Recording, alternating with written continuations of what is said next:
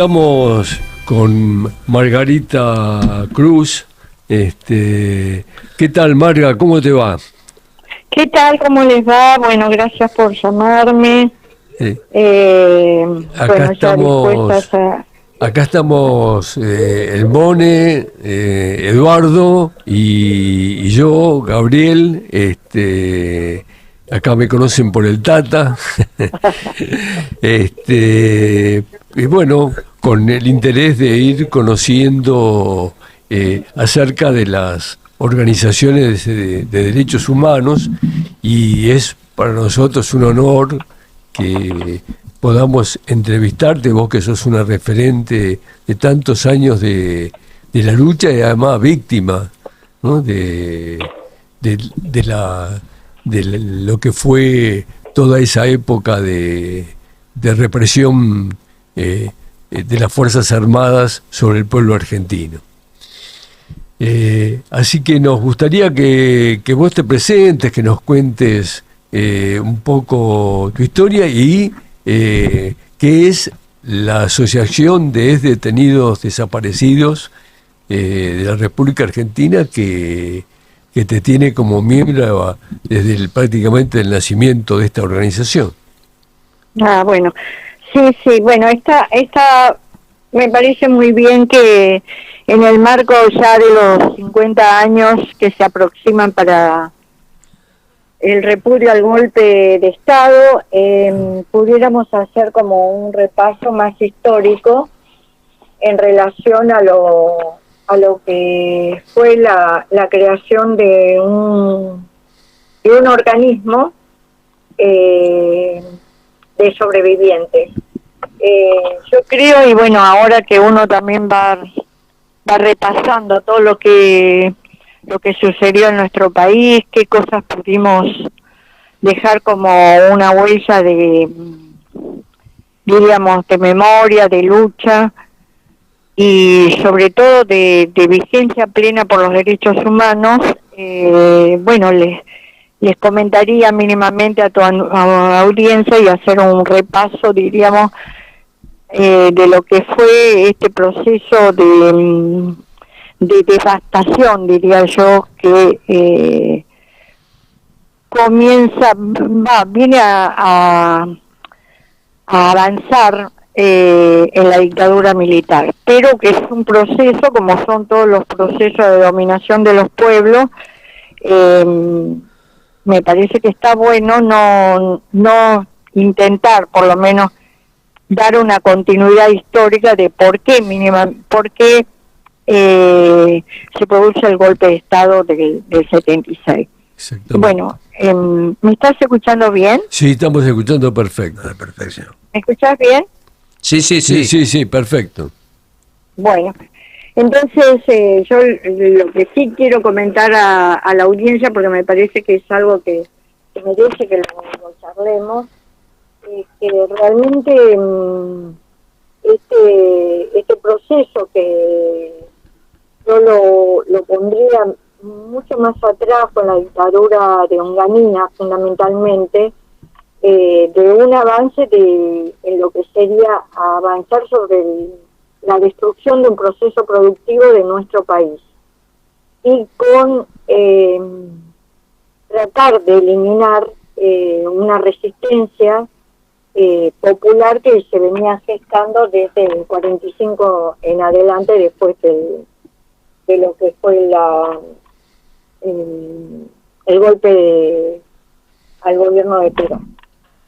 Entonces creo que, bueno, en ese proceso de avance de una violencia que ya se veía realmente en todo lo que fue el proceso de Latinoamérica, y toda esa resistencia que venía, me parece que la Argentina, nuestro pueblo en particular, estaba enmarcado en eso. Y creo que la venida de Perón, porque bueno, que Perón estaba en el exilio y demás, creo que hace también una divisoria de aguas en relación a cómo se posiciona en gran parte el movimiento popular, que lejos de, diríamos, de dejar de luchar, es como que realmente no solamente que se agiganta, sino que se endurece el proceso de violencia, diríamos, de la violencia política en nuestro país. Pero el marco real tiene que ver con que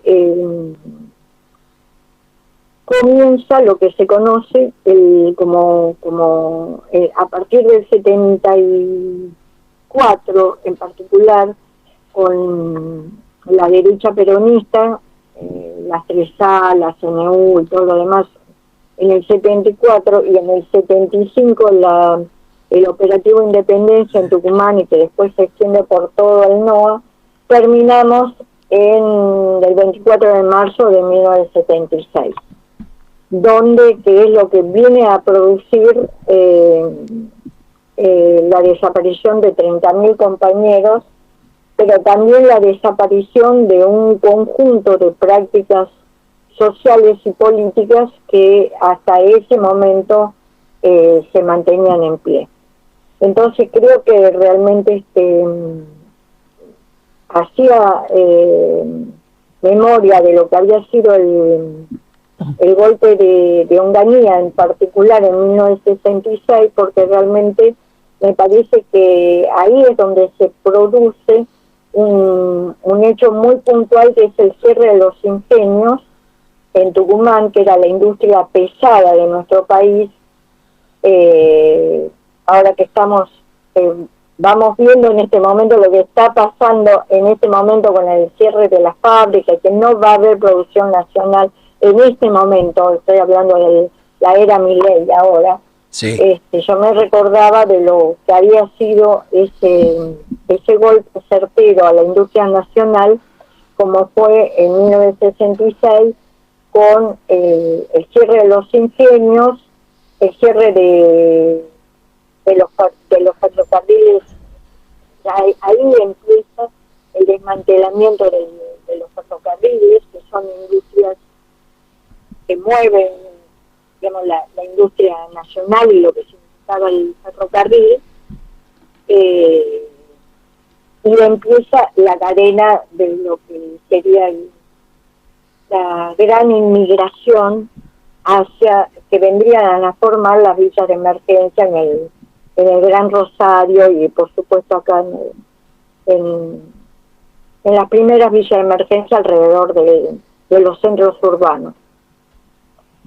Y bueno, lo que sucede es que es muy difícil abstraerse de lo que fue la desaparición de 30.000 compañeros, los presos políticos, los exiliados, los exiliados, que ha tenido que ver eso sobre el cuerpo de las personas, pero también sobre el cuerpo social. Y el cuerpo social tuvo que ver con el empobrecimiento masivo que vienen a desarrollar estas políticas neoliberales, y en particular en la dictadura militar, Martínez de Oz.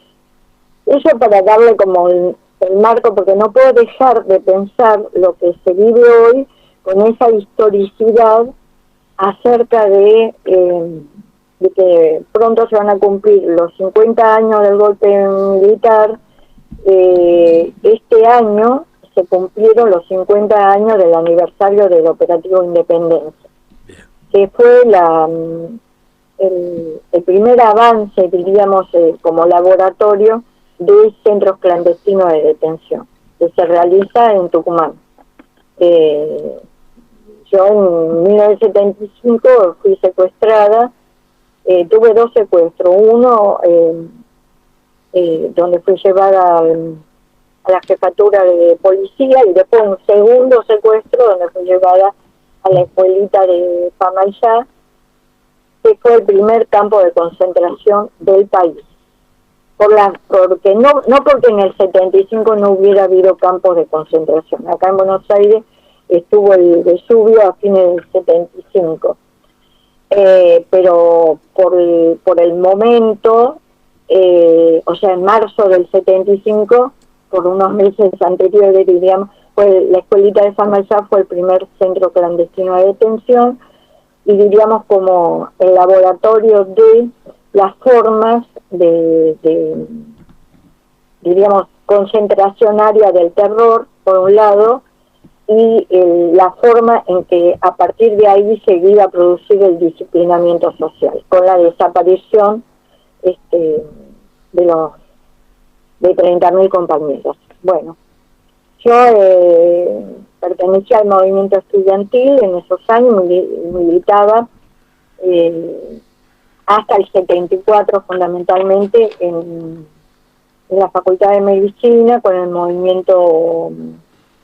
movimiento independiente, y estaba en las comisiones de beca, que era una conquista muy importante del movimiento estudiantil de ese momento, porque tenía que ver con que se le exigía al gobierno provincial y por supuesto a la nación la posibilidad de que los estudiantes pudieran estar becados como para poder continuar sus estudios, mucho más que venía gente del norte, de Jujuy, de Salta, Catamarca, Chaco. Bueno, Tucumán en ese momento tenía, era el centro, digamos, de un conglomerado que tenía, bueno, porque había pocas universidades también en ese momento, y en el NOA la única tenía su asiento en Tucumán. Bueno, no sé, ahora me parece que podría entrar a hablar un poco de la asociación, claro, porque esa cercanía, diríamos, del 75 al 83, donde diciembre, cuando la dictadura se fue de Malvinas y demás, aparece el gobierno, bueno, toda esa resistencia viene a dar cuenta de lo que sería el primer gobierno democrático, diciembre de 1983, con Alfonsín, con la creación del decreto que viene a dar cuenta de lo que sería el nunca más, la CONADEP, que sería lo que después sería el nunca más, CONADEP, nunca más y demás. Bueno, a partir de ese momento es que en el 84, en octubre del 84, se crea la Asociación de Detenidos Desaparecidos. ¿Hola? Sí, hola. Sí, estamos muy atentos. Sí, ¿me escuchás? Sí, Perfectamente. Bueno, en la CONADEP, bueno, ya saben que la CONADEP fue acá en el Teatro San Martín, se tomaban las declaraciones de lo que fueron las víctimas de la dictadura militar, como se decía en ese momento, porque del operativo Independencia no se hablaba, y no se habló por muchísimos años, porque por eso me gusta hacer este marco histórico, porque una cosa es continuidad de la otra. Parece una redundancia, pero en los procesos represivos saltearlos no me parece bueno, porque realmente el operativo Independencia venía a dar cuenta de lo que sería lo más fundante de la teoría de los dos demonios. Entonces eso se lo dejaba de lado y solamente se decía que las violaciones a los derechos humanos habían comenzado en 1976, cosa que no fue así, y se negaba por de pronto la existencia de campos de concentración en un gobierno constitucional, por un lado, y se negaba también la existencia de desaparecidos en el 75 y la desaparición y tortura de personas, o sea, eso no se lo daba como cuenta porque tenía que ver con eso, que había sido un gobierno constitucional y eso no estaba para verse. Estaba para verse la dictadura militar había asaltado al poder justamente constitucional. Disculpame que te interrumpa, No tenía nada. Al poder constitucional, que era el gobierno de la Isabel Perón, Disculpame que Entonces, en ese sentido me pareció que, si bien es cierto, la CONADEP llama a dar cuenta de lo que había pasado en el gobierno militar, bueno, ahí van, por supuesto, familiares, detenidos, ex detenidos desaparecidos, expresos y demás. Porque el debate tenía que ver si era la Comisión Nacional de Desaparición de Personas o si se trataba de bicamerales. Por ejemplo, en Tucumán se impulsó el tema de la bicameral y entonces muchos declararon con ese sistema de que se pudiera juzgar. Digamos, la CONADE era un informe nada más y la bicameral era mucho más. Que nosotros queríamos bicameral, pero bueno, eso es otro punto también de cómo se fue tejiendo o se intentaba tejer un marco también de impunidad. Ahora, ¿cómo surgió entonces la Asociación de Detenidos Desaparecidos? La CONADE iba a hacer solamente la declaración como si fuera el libro, comillas, el libro de la verdad. Entonces, a partir de ahí es lo que después se lleva de esas declaraciones, se eligen 800 testimonios y eso es de allí, se eligen, además de esos 800 se hace como un recorte más y se lleva lo que sería el juicio a la Junta. Bueno, ya para el juicio a la Junta ya estaba creada la Asociación de Detenidos Desaparecidos, que es realmente a partir de la CONADE, de esas declaraciones, donde los compañeros de distintos campos de concentración se van conociendo y se reúnen para constituir lo que se denominó como en octubre sale el primer comunicado donde se da a conocer públicamente que se ha creado una organización, porque no hablábamos del organismo de derechos humanos, de sobrevivientes. Porque ya había, sabemos muy bien que ya había organismo de derechos humanos, ya estaban creados casi todos, por eso hay una diferencia entre organismos históricos y organismos como el nuestro. Después van a suceder otros organismos más, la asociación, después hijos, y después ahora hay hijos, hermanos, bueno, pero fundamentalmente tenía que ver con madres de Plaza de Mayo, los organismos históricos, familiares, y bueno, los que ya venían de antes, como de antes inclusive del golpe, que habían sido creados antes, tenían que ver con la Liga Argentina por los Derechos del Hombre, el CERPAG y el Movimiento Ecuménico por los Derechos Humanos, que son organizaciones, organismos de derechos humanos que se crearon antes del golpe, inclusive. Porque, pensemos, en el caso del MED, tenía que ver con que se creó antes, porque ya no olvidemos que el golpe que se le da al presidente Allende en Chile, y todo lo que pasó también con los Tupas en Uruguay, bueno, estábamos prácticamente rodeados de golpe de Estado y aparentemente fue la necesidad de crear estos organismos para dar asilo y acompañamiento a los compañeros que venían de Chile, Uruguay y demás. Bueno, como vemos en la historia del movimiento de derechos humanos, ahora sí, de resistencia, a mí me gusta hablar mucho más. ¿Margarita? Sí, perdón.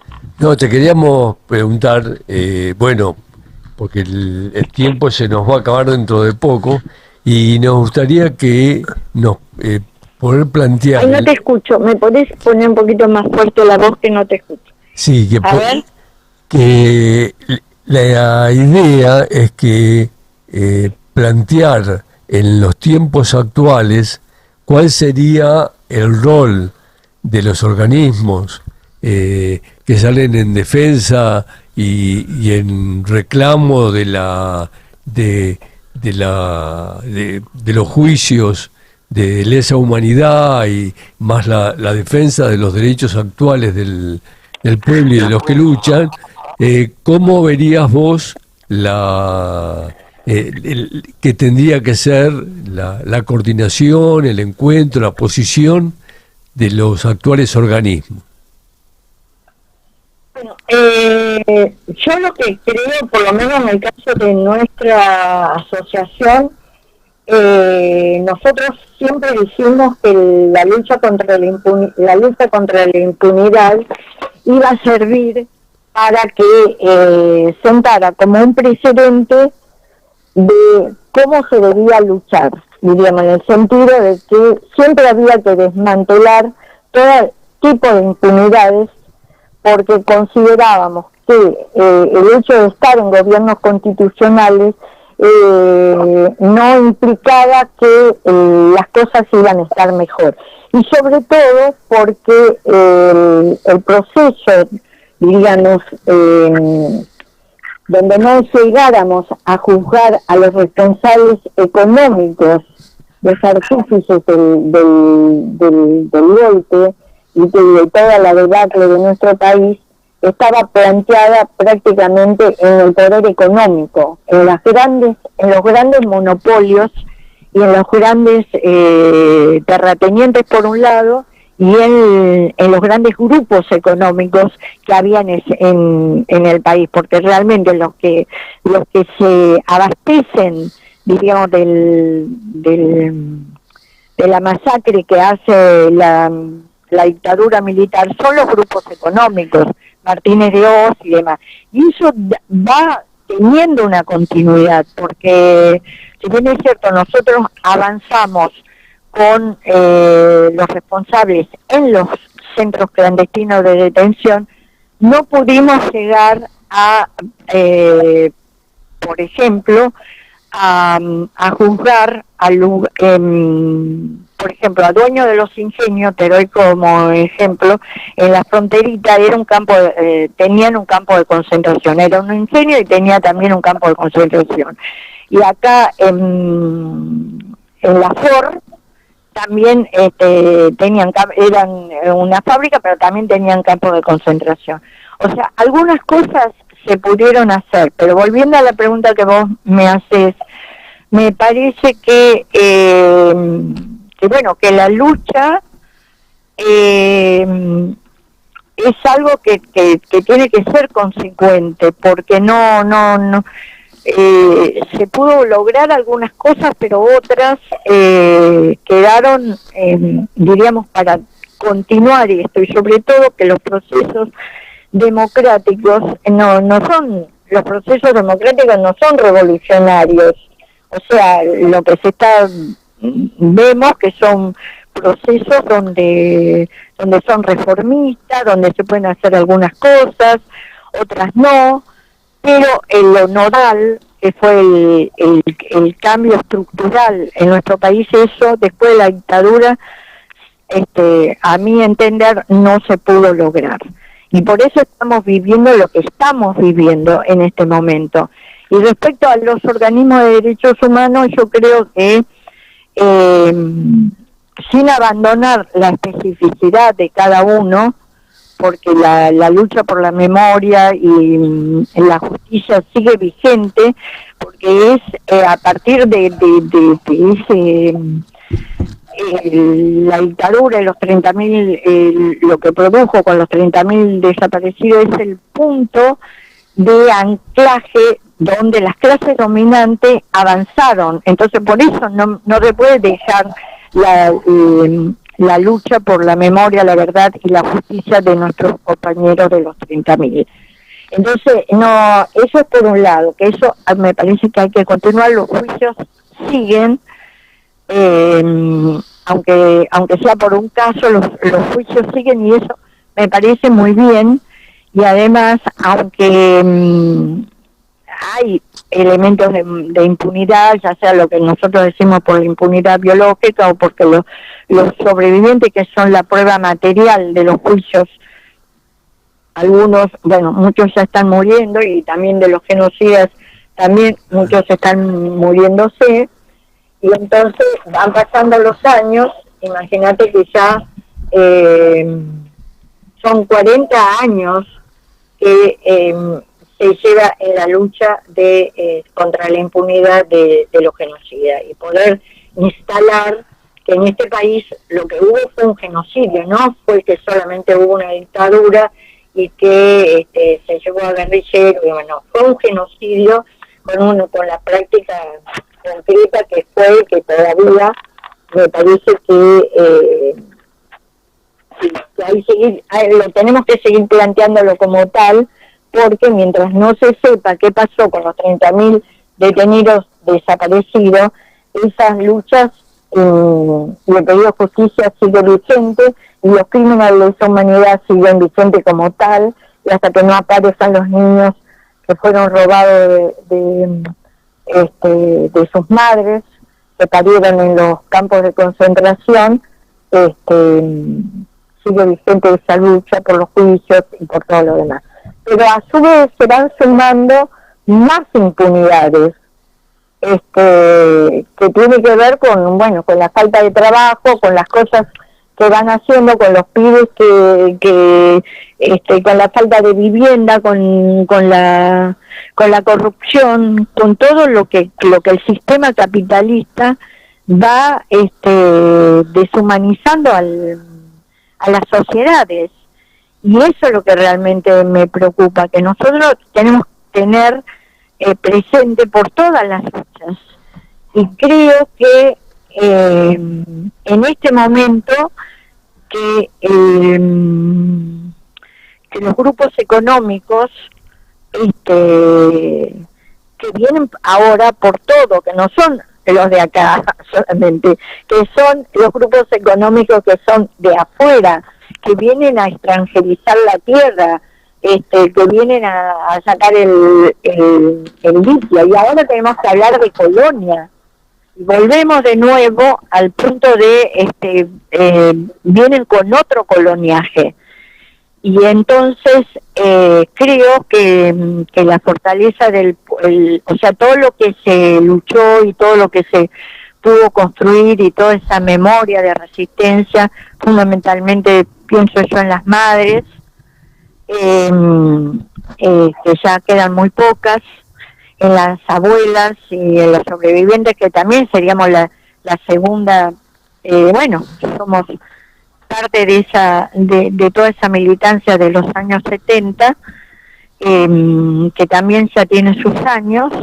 Creo que lo importante es poder llegar a transmitir que sin lucha no se consigue nada, y además que si no hubiéramos luchado la situación hubiera sido peor.